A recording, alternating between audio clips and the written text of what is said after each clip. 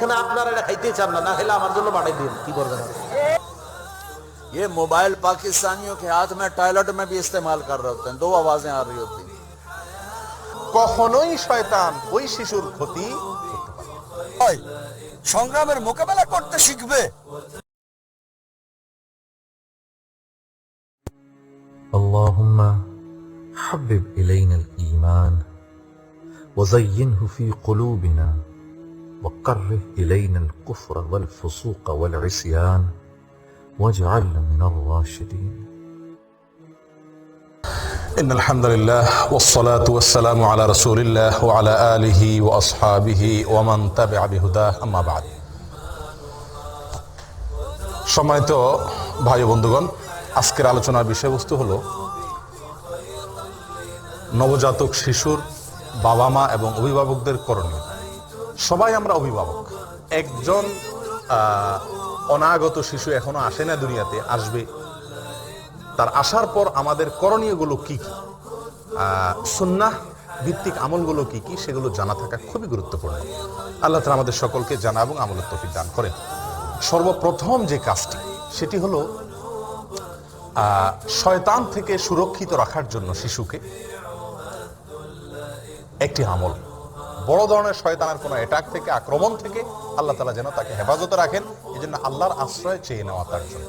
এই সহিহ বুখারীতে বর্ণিত হয়েছে, আব্দুল্লাহ ইবনে আব্বাস রাদিয়াল্লাহু তাআলা আনহু তিনি বর্ণনা করেছেন যে নবী সাল্লাল্লাহু আলাইহি ওয়াসাল্লাম বলেছেন, লাউ আন্না আহাদাকুম ইযা আতা আহলাহু, তোমাদের কেউ যদি স্ত্রী সহবাসের সময় এই দোয়াটি পড়ে, বলে বিসমিল্লাহি আল্লাহুম্মা জান্নিবনাশ শাইতানা ওয়া জান্নিবিশ শাইতানা মা রাযাকতানা, এই দোয়াটি যদি পড়ে তাহলে কি হবে?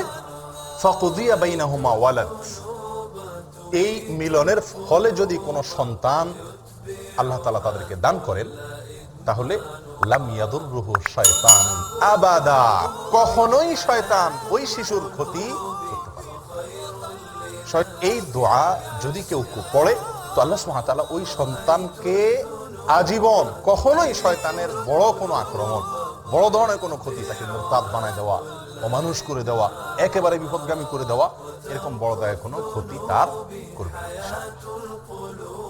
প্রিয় ভাইরা, একটি আমল আমরা পেয়ে গেলাম। সন্তান দুনিয়াতে আসার আগেই বাবা মা যদি এই আমলটি করে, তাহলে তার সন্তানের জীবনের বিরাট বড় একটি সুরক্ষা হয়ে গেল, একটা প্রতিরক্ষা ব্যবস্থা হয়ে গেল। আপনারা আপনাদের ছেলে মেয়েদের জন্য একটা ভালো দোয়া সেট করে নেবেন। রাগ আসলে ওই দোয়াটা করবেন, ওইটার উপরে ঝাল মিটাবেন, রাগ মেটাবেন ওইটার উপর। পারা যাবে। নিজে ভালো না, ছেলে মেয়ে ভালো চায়, এরকম আছে না? নাই, জীবনও হবে না। আপনি সারাদিন টানেন সিগারেট, সারাদিন কি টানেন, আর ছেলেরে বুঝাইতেছেন ধূমপান স্বাস্থ্যের জন্য ক্ষতিকর। ছেলেরে কি ওয়াজ করতেছেন? ধূমপান স্বাস্থ্যের জন্য ক্ষতিকর। নিজে টানেন কি সিগারেট, কাজ হবে? আপনি মা, আপনি সারাদিন দেখেন হিন্দি সিরিয়াল, আর আপনি চান আপনার মেয়েটা ওন্না পরে ঘুরুক, বোরকা পরে বেরোক। আপনি চান আপনার মেয়েটা নামাজি হোক, কিন্তু আপনার সিরিয়াল একটাও মিস হয় না। এরকম মা আছে না? নাই, কাজ হবে? কথা বলেন। এজন্য নিজেরা উত্তম বা আদর্শ ছেলে মেয়ে পেতে হলে আগে আদর্শ বাবা মা হতে হবে। ইসলামিক ব্যবস্থায় সবচেয়ে উত্তম হচ্ছে সন্তানের ভবিষ্যৎ নিয়ে ভাবতে হবে। যখন জীবন সঙ্গী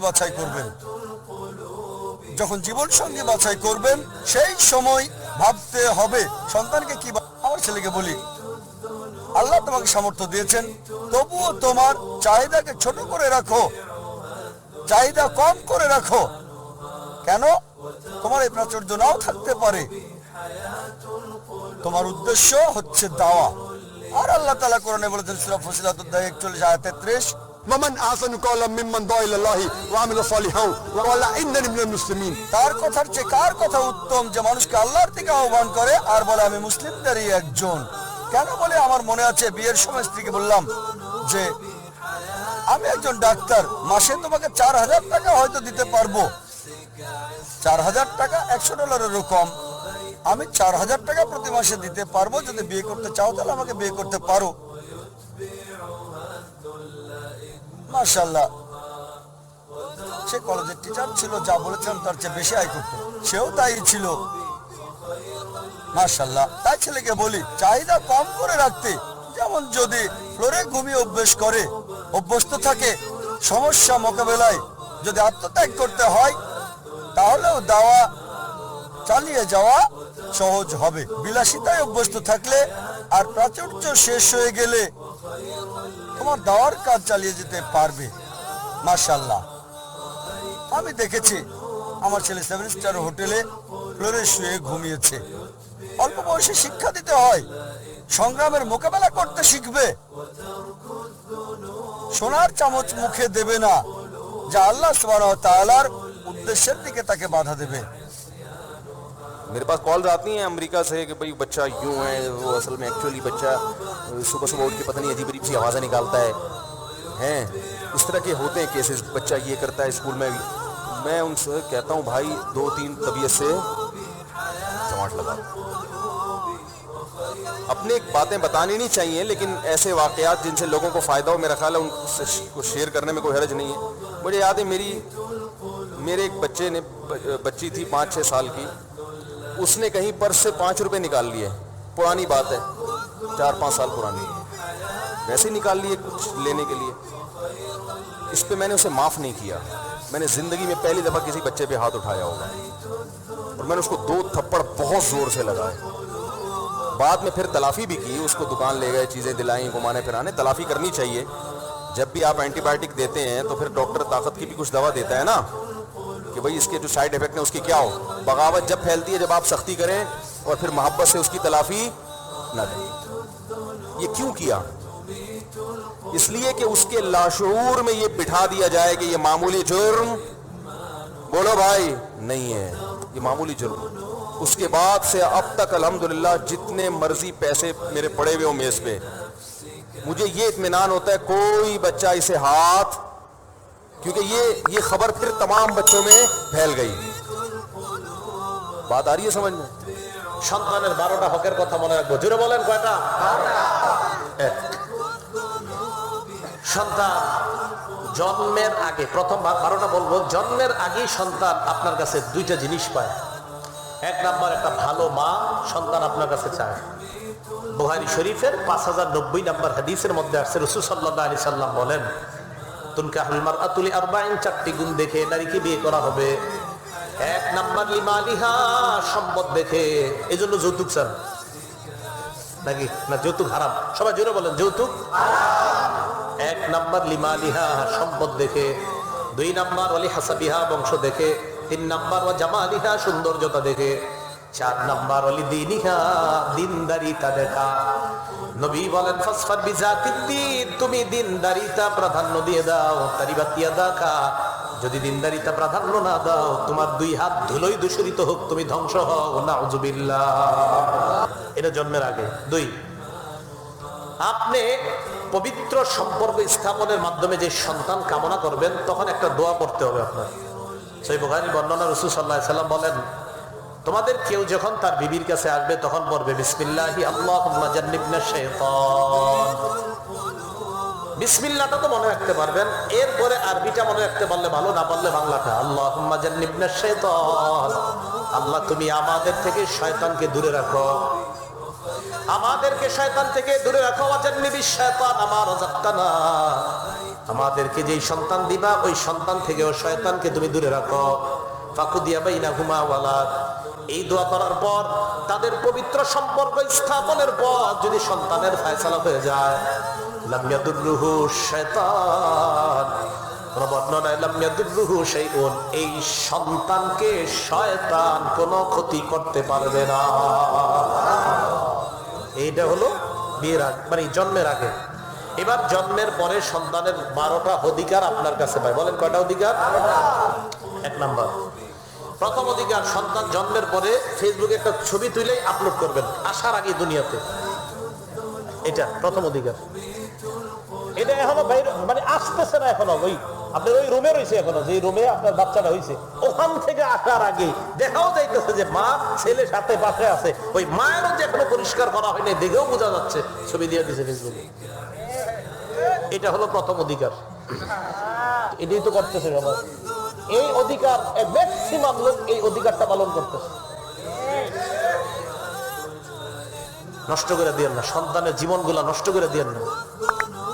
এক নাম্বার, কানে আজান দিবেন। বলেন কি দিবেন? আজান, প্রথম কাজ। ছেলে হলে আজান দিবেন, মেয়ে হলে কাউকে জানাইবেন না কথাটা, নাকি? ছেলে হলো আজান, মেয়ে হলে আজান। মেয়ে হলে চেহারা কালো হয় অনেকের, হয় কোরআনে বলছে আল্লাহ, আপনি না বললেও হয়। সূরা নাহলের 58 নম্বর আয়াতে আল্লাহ বলছেন, ওয়াইজা বুশশিরা আহাদুহুম বিল উনসা যাল্লা ওয়াজহুহু মুসওয়াদ্দা হুয়া কাযিম। কিছু মানুষকে কন্যা সন্তানের সুসংবাদ দিলে চেহারাটা কালো হয়ে যায়, কপালটা কুঁচকায়, না ভালো লাগে না, পছন্দ হয় না। ছেলে হলো আজান, মেয়ে হলো আজান। 2 নাম্বার, তাহনিক করানো। বলেন কি করানো? তাহনিকটা আগে বুঝেন, পরে দলিল দিচ্ছি। একজন আল্লাহওয়ালার কাছে নিয়ে যাবেন। বর্তমানে তো নিয়ে যাওয়া যদি কষ্টকর হয়, যদি কোনো আল্লাহওয়ালা রাজি হয় তো আল্লাহওয়ালাকে নিয়ে গেলেন দাওয়াত দিয়ে, বাকি না নিয়ে আপনি ওনার কাছে নিয়ে যাওয়াই ভালো। অথবা এমন জায়গায় যেন আপনার সন্তান হয়, আশেপাশে মসজিদ আছে, কোনো আলেম আছে ভালো, ওনার কাছে আপনি নিয়ে যাবেন। বাচ্চাটাকে নেওয়ার পরে উনি একটা খেজুর চাবাবে, চাবানোর পর প্রথমে থুতু বাচ্চার মুখে দিবে, এরপর খেজুর চাবানো যে খেজুরটা, এখানে সামান্য অংশ বাচ্চার মুখের ভিতরে এই তালুর মধ্যে হালকা লাগাই দিবে। দুনিয়াতে আসার পর নবীর থুতু সর্বপ্রথম তার পেটে যায়। ভাবা যায় কত বড় ফজিলতের কাজ। নবীজির থুতু মোবারক সর্বপ্রথম আব্দুল্লাহ ইবনে জুবাইরের পেটে গেছে।